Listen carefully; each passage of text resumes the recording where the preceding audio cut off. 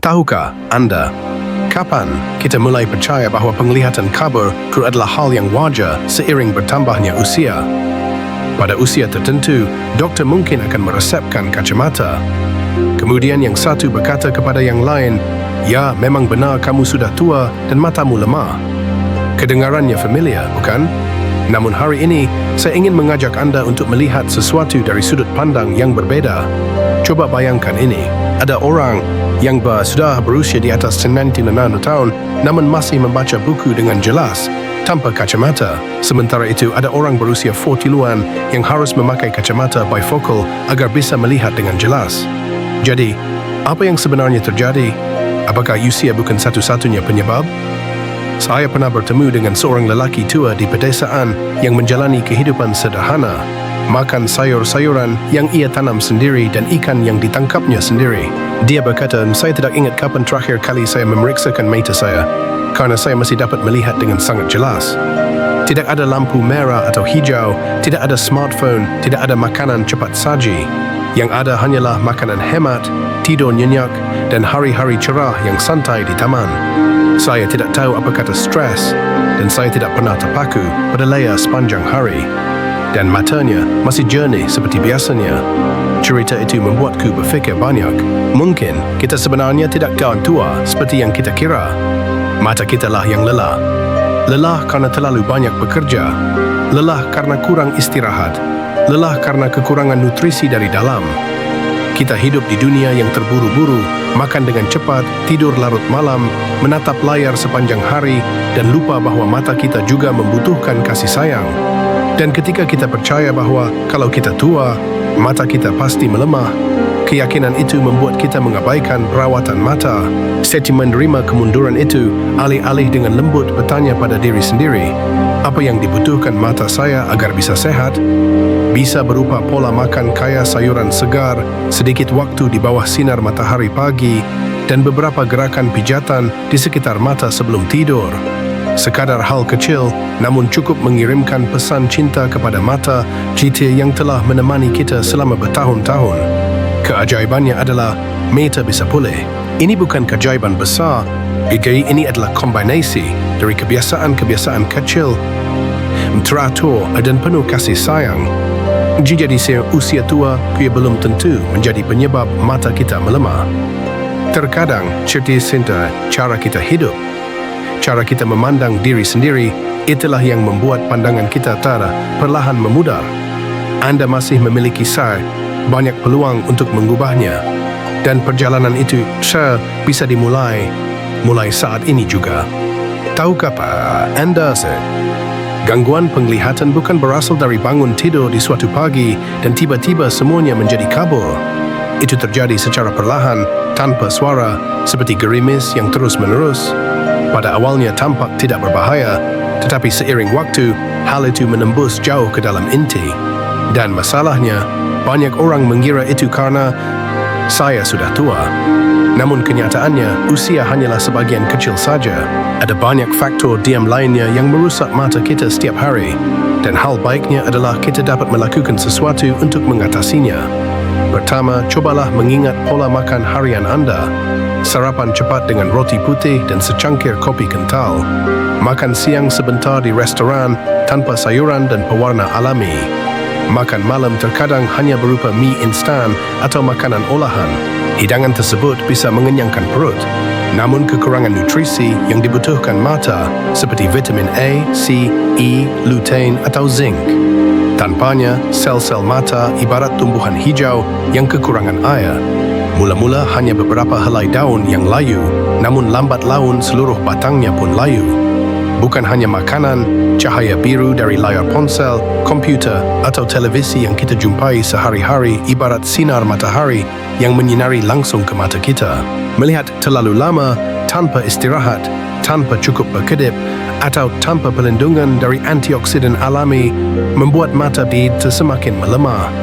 Pernahkah Anda memperhatikan bahawa setelah seharian bekerja di depan komputer, mata Anda semakin lelah, kering, dan perih? Itu bukan kebetulan, itu adalah tanggisan minta tolong dari mata. Hal lain yang jarang diperhatikan orang adalah peradangan ringan di tubuh. yang disebabkan oleh makanan tinggi gula, minyak goreng, makanan kaleng atau kurangnya kebiasaan berolahraga. Hal ini menciptakan lingkungan yang membara yang menyebabkan organ dalam, terutama mata, sedikit demi sedikit menderita. Itu sebabnya orang yang banyak mengonsumsi sayur-sayuran hijau, ikan berlemak, dan kacang-kacangan yang bergizi seringkali tetap menjaga penglihatannya tetap baik meski di usia lanjut. Lalu ada faktor diam lainnya, sirkulasi darah. Mata seperti tanaman membutuhkan aliran air yang stabil. Ketika Anda memiliki ketekanan darah tinggi, kurang olahraga atau stres berkepanjangan, jumlah darah kaya oksigen dan nutrisi yang mencapai mata Anda berkurang. Konsekuensi, mata tidak cukup diberi makan. Dan regenerasi serta pemulihan juga semakin buruk. Kedengarannya banyak masalah, bukan? Namun inilah bagian yang paling penuh harapan. Semua penyebab di atas dapat diubah. Kita tidak dapat memutar balik waktu, namun kita dapat sepenuhnya mengubah cara hidup kita saat ini agar mata kita mendapat kesempatan untuk beristirahat, mendapatkan nutrisi, dan memulihkan diri. Mulailah dari yang kecil, tambahkan semangkuk sayuran hijau ke dalam makanan Anda. Daripada mengemil keripik kentang, pilihlah segenggam kenari. Matikan layar ponsel Anda 30 minit sebelum tidur. Lakukan beberapa olahraga ringan di pagi hari untuk melancarkan sirkulasi darah. Minumlah air yang cukup dan jangan lupa biarkan mata Anda bernafas dengan memalingkan muka mengamati langit dan awan daripada menatap layar sepanjang hari. Penglihatan adalah anugerah dan Anda bisa menjaganya tetap jernih dan cerah berapapun usia Anda. Penting bagi Anda untuk mulai mendengarkan mata Anda mulai hari ini. Tahukah Anda ada satu hal yang mengejutkan banyak orang? Itu adalah matanya benar-benar menyembuhkan diri sendiri. Kedengarannya sulit dipercaya, apalagi jika kita terbiasa berfikir, kalau matamu kabur, kamu hanya boleh memakai kacamata, tapi bagaimana caranya agar bisa lebih baik?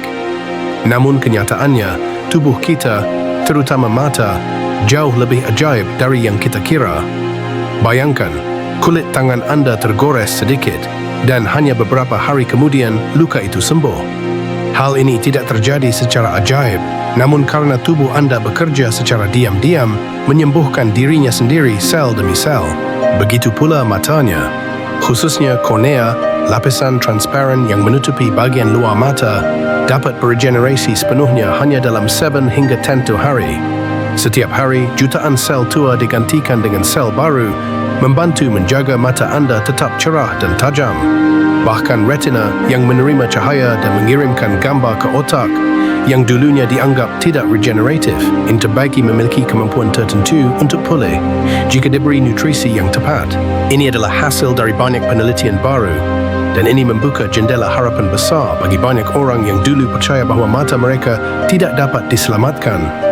Namun ada satu hal yang perlu diperhatikan. Pemulihan ini tidak akan terjadi dengan sendirinya jika kita terus mengabaikan diri sendiri. Mata ibarat taman kecil, jika disiram, dipupuk dan dirawat setiap hari, maka akan tumbuh subur. Tapi kalau dibiarkan, kekurangan nutrisi, terus-menerus terkena sinar biru, debu, stres, lama-kelamaan akan layu. Kabar baiknya adalah Anda tidak perlu melakukan sesuatu yang terlalu rumit. Mulailah dengan hal-hal yang sangat kecil. Makanan dengan tambahan sayuran hijau, wortel, blueberry, atau telur ayam kampung sangat memanjakan mata. Tambahkan 15-20 minit berjalan kaki di luar ruangan setiap hari tidak hanya akan membantu sirkulasi darah Anda lebih baik, tetapi juga memberi kesempatan mata Anda untuk beristirahat dan melihat jauh setelah menatap layar sepanjang hari. Anda juga bisa mencuba olahraga sederhana. Pejamkan mata, tarik napas dalam-dalam beberapa kali, lalu buka perlahan dan lihat ke jarak sekitar 20 meter. Lakukan ini secara teratur beberapa kali sehari dan mata Anda tidak akan terlalu lelah. Atau cukup tidur. Karena saat Anda tidur, tubuh dan mata Anda akan memulihkan dan memperbaiki kerusakan kecil yang tidak dapat diperbaiki di siang hari. Banyak orang setelah beberapa minggu mengubah gaya hidup telah melihat perbedaan yang jelas. Mata mereka tidak terlalu kering, mereka juga dapat melihat lebih jelas di malam hari, dan mereka juga tidak lagi lelah seperti sebelumnya. Hal itu tidak terjadi karena mereka juga meminum obat yang mahal atau menjalani operasi. Tetapi karena mereka beristima, dia mulai mempercayai metapisem mereka layak untuk dijaga dan mereka secara proaktif menindaklanjutinya.